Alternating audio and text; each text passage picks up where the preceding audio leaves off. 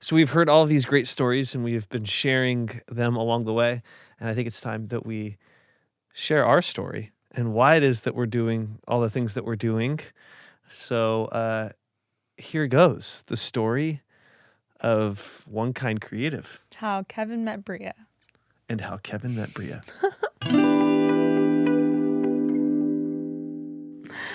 So I know that we weren't planning on talking about how we met, but I think it's just interesting. We were set up on a blind date. Yes, we were set up on a blind date. How's that for failed expectations? I'm just kidding. No, my expectations were actually like exceeded by far. I definitely would have known that 2 years spent playing video games and eating boxed pizza and being like the cool uncle would amount to one night where everything came together. In my head, there was no way I stood a chance. It wasn't totally blind. I had a friend show a picture, a Facebook profile picture, and I thought to myself, oh, that's the person that you'd like to set me up with? Okay. And that sounds really superficial, but that is exactly what happened on my end. My experience is a little different. Kevin's profile picture was not one that was trying to woo the attention of onlookers. It was a picture that of him doing a kissy face, wearing some vintage sunglasses. And he just kind of looked like a tool. It's interesting. You don't think about, well, I guess I didn't think about how I was representing myself online. I probably had like my Miss Teen California pageant headshot on my profile picture. It wasn't a Miss Teen California pageant profile pic. It was like a very, I don't know. It wasn't that stock, but it was, you're like laying on or you're like swinging or something playful. Swinging? And just swinging into my heart. Oh, wow. Okay. Well, that's fun. But anyway, So anyway, yeah, we were set up on a blind date, but it wasn't totally blind. And I knew, it sounds cheesy, but I knew that first night that I saw Breia, that if there was any chance that I could buy her dinner that night, it would be a good night. And he offered to buy me 2 of anything on the menu. Mind you, we were at Mel's Diner, and 2 of anything turned into French fries and some sort of salad I probably got. But there was a lot of flirting that went on that first night. Yeah. There was a lot of flirting.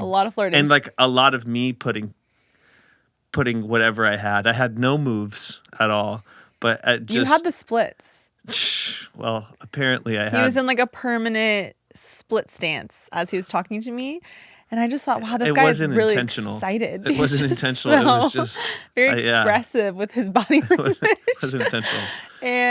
But yeah, I liked him. Well, I don't know how that happened. None of my friends knew how that happened. I was walking down the aisle of the church, which I always say is foreshadowing of our marriage.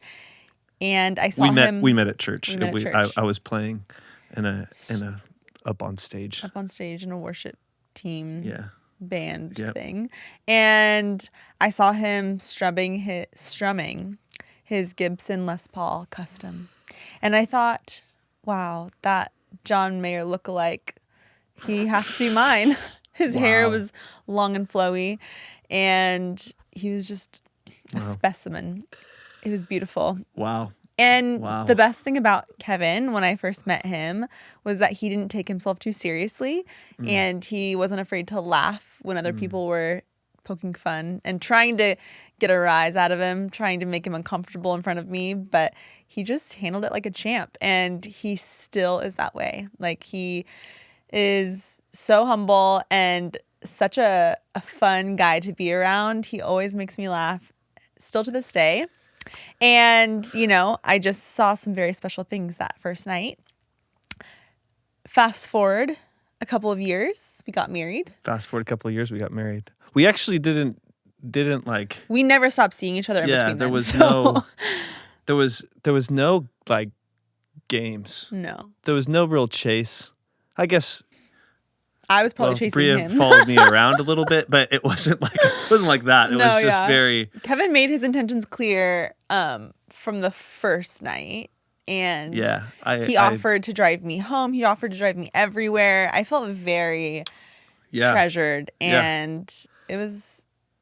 He definitely won me over. Well, there was no real doubt in my mind, and now we're married, and we've been married for a very long time, and we still almost 9 years. Yeah, this summer it'll be 9 years. Yeah.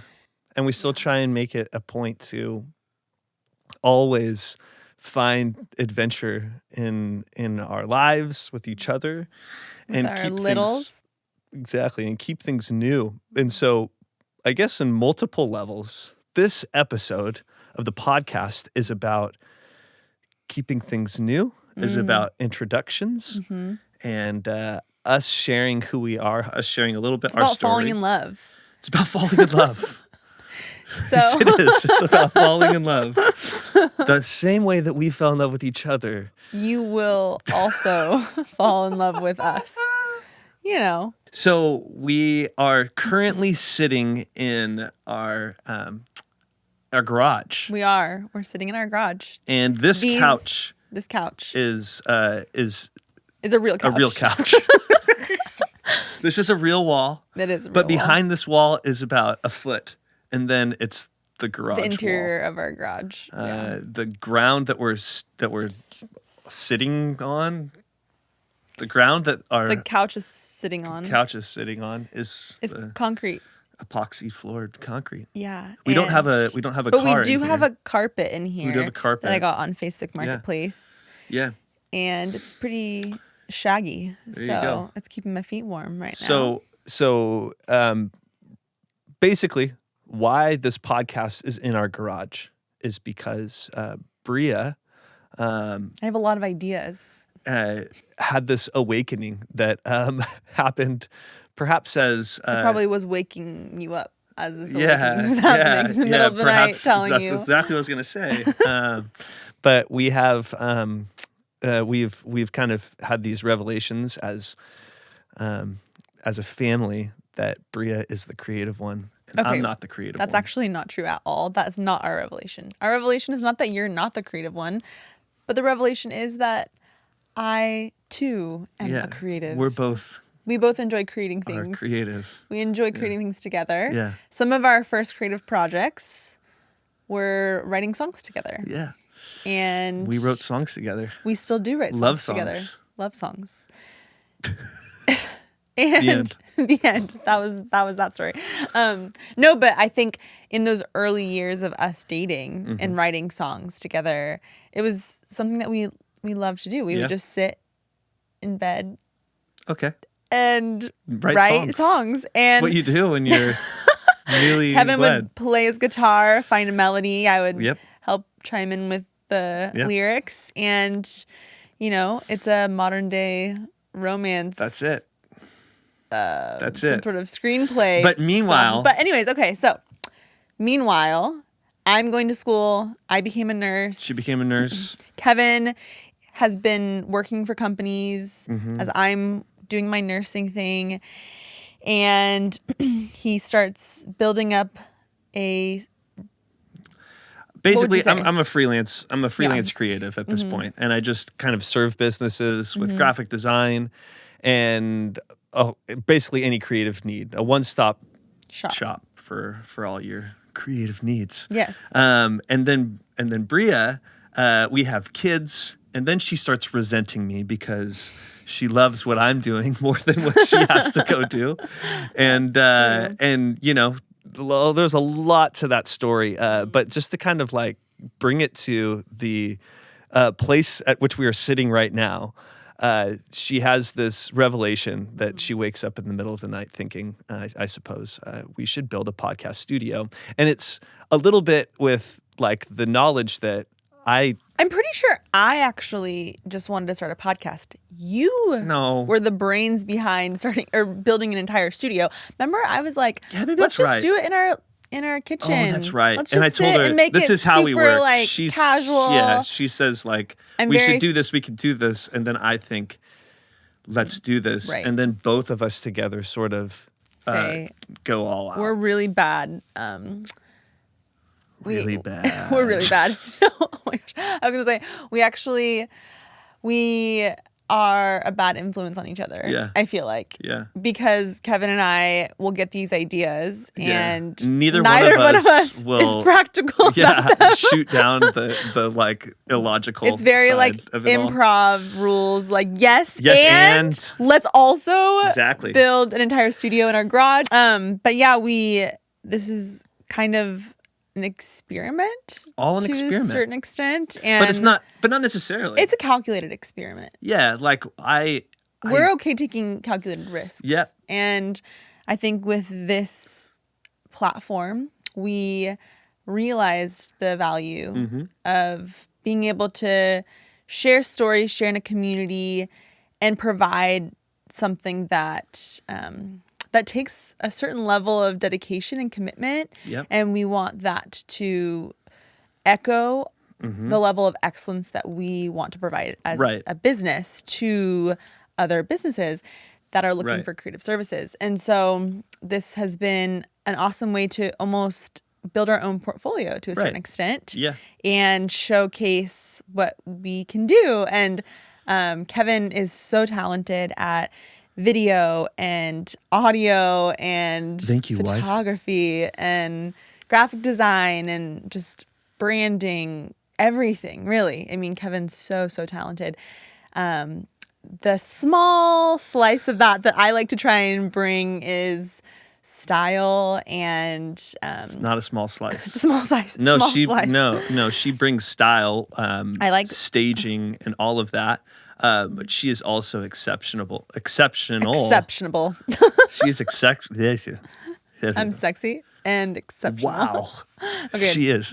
She's exceptional at connecting people and connecting with people. And that soft skill is yeah. That soft skill is exceptional. I would love to be able to share a little bit about like how this journey's been hard, how our story hasn't been easy, and yet how we've chosen to show up anyways. So Breia, what's been the hardest part about this process? About whether it's the podcast or it's about starting up OneKind Creative, what for you has been the most challenging part? I think the most challenging part speaks to my personality, which is one that loves new ideas and is always wanting to chase the next new, shiny, exciting thing. So the most challenging part is like the stick-to-itiveness. Yeah, it's not the beginning. It's like the right after the beginning. It's the right after the beginning where I feel like, oh, okay, wait. Now what? So like this moment right now is actually the hardest part. No, this is actually not hard because this is new territory. Because we changed it. Because it's two of us now. Yeah, because we're talking and we're sharing a little bit behind the scenes. But before this, the hardest part, that's what I'm saying. The hardest part is sticking to an idea that we set out to accomplish and then coming back every day and continuing to add to that bank. Because what happens is I get a new idea and then I want to do that thing. So I think that would be the hardest part for me. But the wonderful thing about Kevin is that Kevin is the wonderful thing. Silver lining. Well, no, the silver lining in it. No, actually, I wasn't. Well, yeah, I guess that is the silver lining. The silver lining is that Kevin is such a loyalist, and he has so much stick-to-itiveness that he grounds me so much, and it's really good to challenge myself in that way because I'm kind of always in this dream state, and I think that there's a benefit to that. There Yeah. is like a beauty to being able to cultivate ideas Yeah. and encourage and dream with somebody. But then you bring this piece of reality, and how are we actually going to get this done? Like, how Yeah, are we yeah. actually going to build a studio in our garage? And so, so I'm grateful for that, but it's been challenging to, cause for me, I very quickly could be like, okay, well, this isn't working the way we anticipated. So let's change course. Let's try something new. And not that I'm abandoning the podcast entirely, but more of, okay, how can we change? How can we continually make it better? How can it always be evolving to be the best it can be? Yeah. And it's hard for me to sit in something if I feel like it's not the best it can be. So even with like posting on Instagram, you know, in the beginning, I had so many moments where I wanted it to be this certain thing, and I wanted it to be this beautiful, like, aesthetic feed, and every image was so perfectly calculated. And now I'm at this point where I feel like, okay, well, I'm actually just wanting more authenticity. And so what do we do with my least favorite word, by the way, What do we- authenticity in social media, because everybody uses it, but it's like, I've told people this multiple times, like, well, if you were really being authentic, you probably wouldn't be posting right now about how you are being authentic. Like, Right. There's like a disconnect of authenticity. Sometimes your No, for authentic sure. self Yeah. is not on stories. Totally. Did somebody just like stand up and start clapping and say, my man?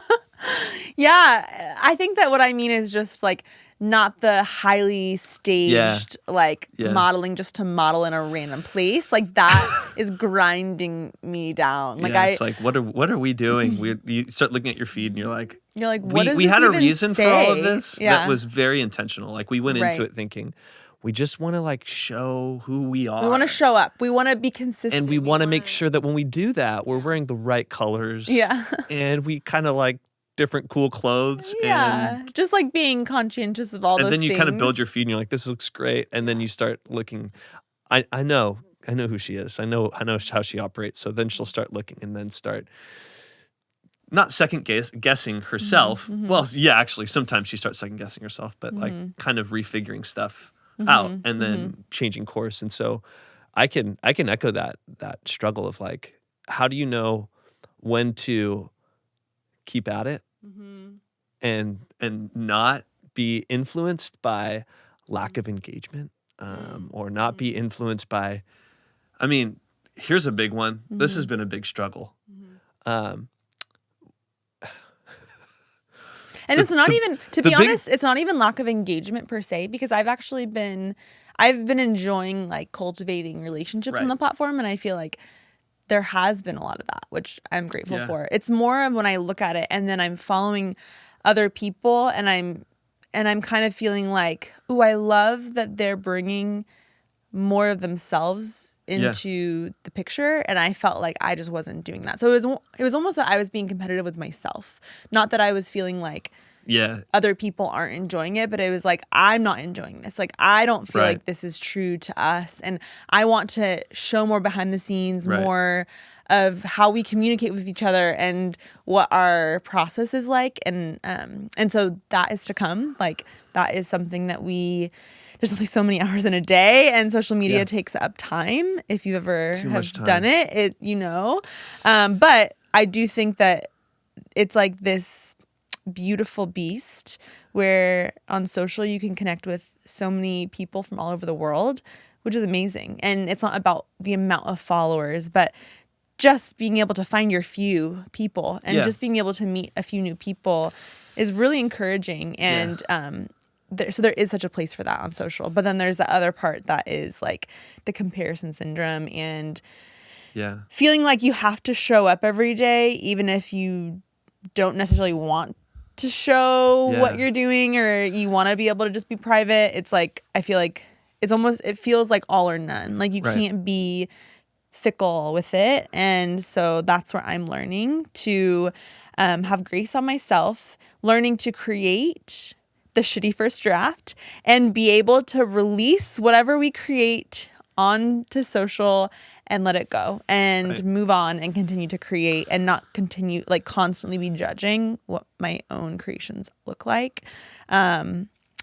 But just wanting to always grow from it. Yeah, I think. What about you? What's been your biggest struggle in this? Yeah, so to piggyback on what you're saying, I think the hardest part for me is that this creating stuff is what I do and what I've done. So it like creating a shitty first draft for me feels like it's like some high quality shit. Like it better be really good. This is not your first rodeo. You've been doing this for like 10 years. Yeah, I've been doing this for a long time, but it's so different being in front of the camera and being the face of the brand. Trying to get out of my head and trying to be authentic or authentically me. But I think for me, the hardest part has been just knowing that it's a system because the service that I'm providing for people, I create as much as I can systems and opportunities from within the system to be creative. So it doesn't matter if it's a video project or a photo project or whatever, graphic design, web design. It's all a system that I could work inside of. But when it's our thing, there's this like I get really it's difficult for me to know when to stop and so the struggle has been being able to create a system that is short enough. Yeah. Like right now, this recording is running longer than what I was anticipating. So in my head, I'm thinking to myself, hey, we've got to wrap this up. Yeah. If we don't wrap this up, this means more time for me in post. Right. And I don't have time to dilly-dally. Yeah. I've got other clients right now that I am doing work providing service for. Yeah. And this has to somehow fit inside of all of that. Yeah. And nobody else is behind the camera directing us. I'm not getting any cues and Breia's not getting any cues. Yeah. So it's very easy for us to kind of like get lost in our own thoughts and think like, well, this is what we need to do. This is what we need to do. And at the end of the day, like, there's so many hours, like Breia said, in the day. And so it's trying to create those systems. Yeah, for sure. And I think Kevin and I, we complement each other in a lot of ways. But with any marriage, any relationship where you're living with the person and you're seeing that person day in, day out, working together on top of that, that's another layer. You have... And you a have crying baby in the background. Just to and a toddler really is like, mom. And we love our children. We do.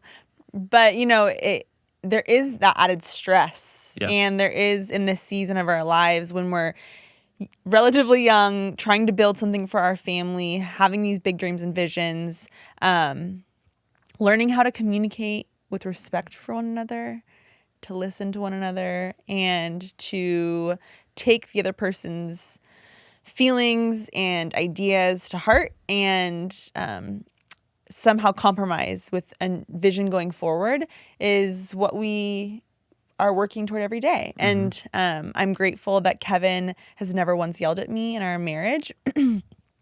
He's very respectful to me, and that helps tremendously because I feel like I can come to him with my struggles and what I'm going through and be feisty and fiery, and Kevin is just like even keeled, like he's just like this. And so I feel safe to be able to be more kind of all over the place sometimes.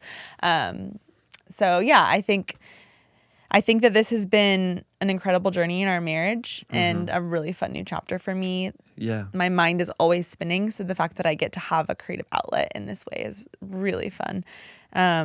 But I think one of the biggest things that we're excited about moving forward in 2020 is building a team. Yep. And Kevin has been working kind of nonstop since we've been together. He's always working. He always has something going on, which is something I love about him. He's not a couch potato by any means. He has vision. But all that to say, it's not realistic to be able to work all hours of the day. So our goals for this year are to build an agency and to have a stable of designers, videographers, photographers that can help Kevin and I tackle projects, so that we can sharing it together and not be doing it just the two of us, because we have learned firsthand that it is so helpful to have people in your corner that can help in life, that you can be in community with and sharpen one another and challenge one another, because we can be the first to say that we are not the best. Yeah, that's I think the big video revelation or is design like or whatever. knowing that as hard as we try, that there are always going to be somebody better. Yeah, there's always going to be somebody better. But I do not like that statement, and it's not from a pride. I mean, it is from a prideful place, but it's like but you work so hard to be exceptional.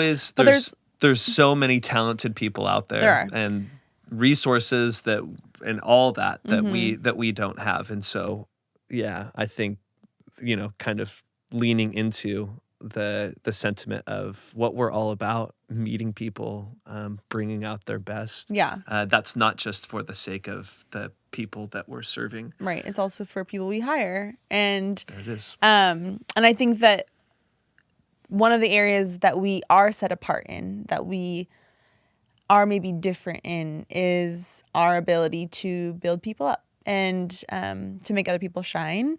And so I feel like we would love to be in a position eventually where we're managing and we're encouraging the team to do their best. And Kevin can run a tight ship.